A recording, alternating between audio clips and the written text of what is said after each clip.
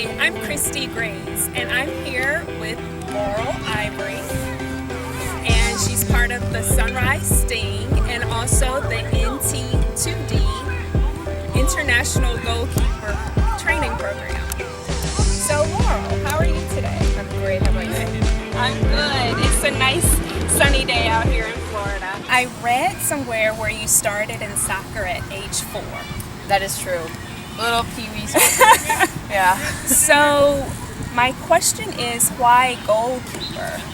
That question comes up a lot, especially with my parents. Okay. Because for them, it's just a nerve-wracking experience. But I chose to be a goal. It's actually not even that great of a story, but I remember seeing someone dive on the ground. I was like, oh man, that seems fun.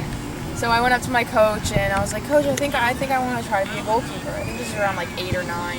And he goes, no, you don't. And I was like, yes, I do. And I just want to try. And he goes, all right. And he actually went up to my dad later that day and was like, so your daughter came up to me saying that she wants to be a goalkeeper. And my dad goes, no, what? No, she doesn't. She doesn't want to be a goalkeeper. And he came home and gave me a whole lecture on why not to be a goalkeeper, that all the blame's going to be put on me. And then I was like, nope, still want to do it. And ever since then, I just haven't left the net.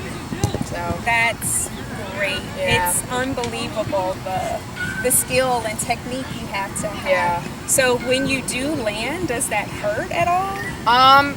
Not. I mean, if you dive wrong, then yeah, Okay. it hurts. But I guess it's all about technique. Technique kind of helps you and saves you from the majority of the pain. But after a while, you just kind of get used to the pounding.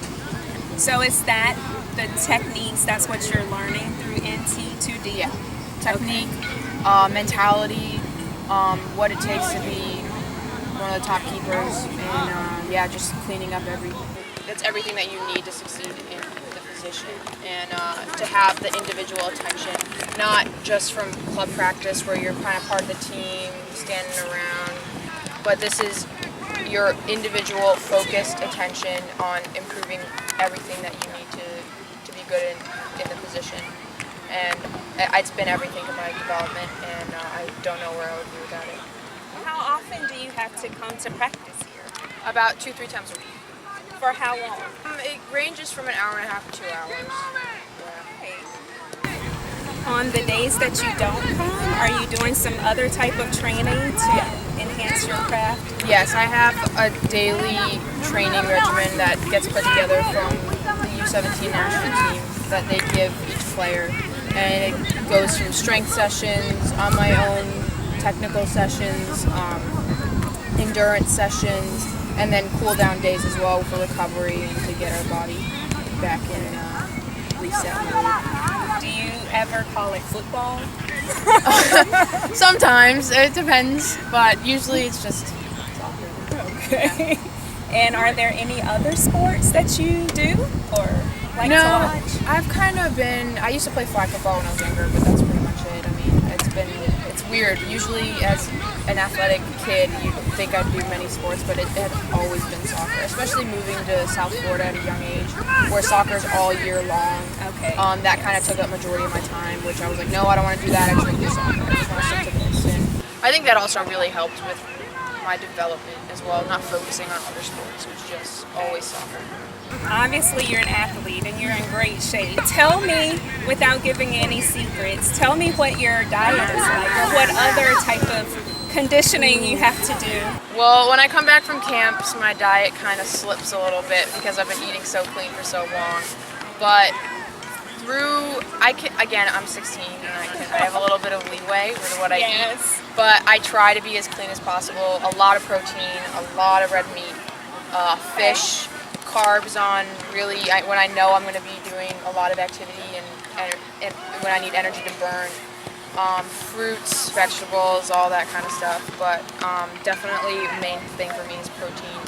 But again, I'm still 16. I kind of go off that path sometimes. But I try. Usually going into major events, 2 weeks before that, I'll be very, very good. Speaking of that, I believe you've traveled a lot across the country and internationally. Mm-hmm. When you travel, do you get to experience the cities you're in or no? Sometimes. I mean, the place I just came back from a couple weeks ago was Grenada in the Caribbean, and we got a little bit of taste of Caribbean life, got to go to the beach a little bit for some recovery sessions, but for the most part it's business. You're there to play soccer and win the games. But when I go to California for my training camps with the national team, we usually have like one day where we can go to the beach, chill out for a little bit, but most of the time it's pretty much strict business. Okay. Do you have a favorite city so far?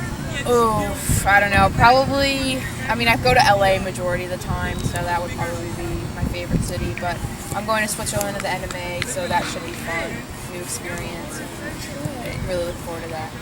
Coach Giuseppe is your coach, and how long has he been your coach? He's been my coach for about 3 years now, Okay. so it's been a while. So is it safe to say he's a mentor to you? Yes, definitely. When I'm going on my trips, I'm texting him constantly. He's texting me about advice, what I should be doing to help recover, get ready for a game or practice, and he's always been by my side. I absolutely would not be in a position that I'm in without him. He being your mentor, and I know you're 16, do you have any younger mentees that you're teaching or coaching? Oh, a couple. I have a couple.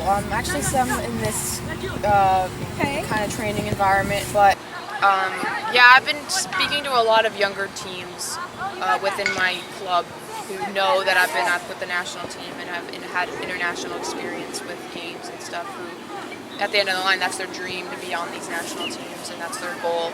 So I've been speaking a lot with them, and it was actually, we played in California against Japan, England, and South Korea, and a lot of the younger girls from that area who love soccer go and they watch our games, and at the end of the games they ask for all of our pictures one-on-one and just advice and stuff like that. So it's been a weird because I'm only 16, but it's definitely been something that's become really remarkable and helps me continue to grow because I just know that other people want to be in my position and they're looking up to what I'm doing as well. You seem so well-rounded and balanced with everything, so I'm appreciative of that. Thank you. And I hope it, it continues and you stay grounded like that.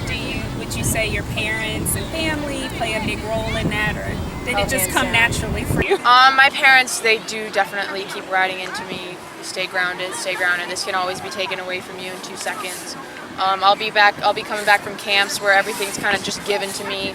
Well, you earn it, you earn the right to be there, but everything, the food, they give you the food, what you need to eat, they give you the equipment, they give you everything, tell you what you're supposed to do, and then I get home and I'm just kind of leaving my plate at the dinner table. My mom screams at me, get back in here, do the dishes. Yes. And that always is a reinforcement of her guidance. She goes, you're not at camp anymore, you're at home, you still have a responsibility, go do that. And that definitely translates into my attitude on the field with being grounded, because I know it all can be taken away in 2 seconds. So. Good. So kind of on an opposite vein of that, do you have any game day superstitions? Oof, you're talking to the superstition queen right now. Okay. I am absolutely a fanatic about superstitions.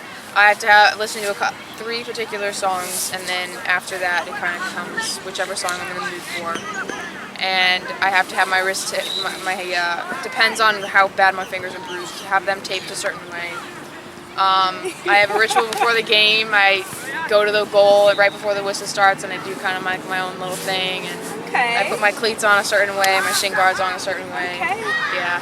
Well, whatever you're doing, it's working, so keep it up. It's probably not the wisest to be this superstitious, but I mean, it's just something that happens to me. And I'll be getting into superstitions as like a tournament goes on. Like, something worked the first game, then I'm doing it for the rest of the game. So, like in Grenada with the World Cup qualifiers, I brought deodorant to every single game because I brought it to the first game and we won, and I just brought it to every single one, and we ended up winning the tournament. So. Okay, that works. Yeah, it was an odd one. I remember I forgot my deodorant, and we were already down in the lobby. I was like, oh no, like I started shaking because I needed it, so I sprinted back up and got the deodorant and then back down to the bus. So I have to ask, I know you said depending on your mood, I guess your playlist changes. Yeah, sometimes. But give me 1 or 2 top songs. Probably The Fighter by One Republic. Okay. Wings by Macklemore. Okay. And those are probably my 2 go-tos to listen to all the time. But then it kind of just goes into kind of some electronic, then rap, and then kind of in the mood, serious kind of stuff, but it ranges all the time. Jill Ellis was U.S. soccer coach. I heard her speak at an event recently. Oh, really? Yeah. So have you spent a lot of time with her? I haven't spent a lot of time with her because she's been so busy with the World Cup and now the Olympics coming up with her team, but she's been to our camps quite a few times. And actually my teammate, Ashley Sanchez, is with her and the full team right now training in preparation for the World Cup, for the Olympics. Okay. But she's come around to our camps a couple of times and kind of helped and guided us, given us advice, and we'd get off the field and she'd tell us the good things that we've done or something that we might want to look up on to improve on. But she's awesome. She's definitely very involved with the U.S. soccer youth teams. I'm not going to keep you much longer, but final question, are there any final words about NT2D that you'd like to say? It's a true development program. It's definitely something that you want to take part in if you're a goalkeeper and looking to get better.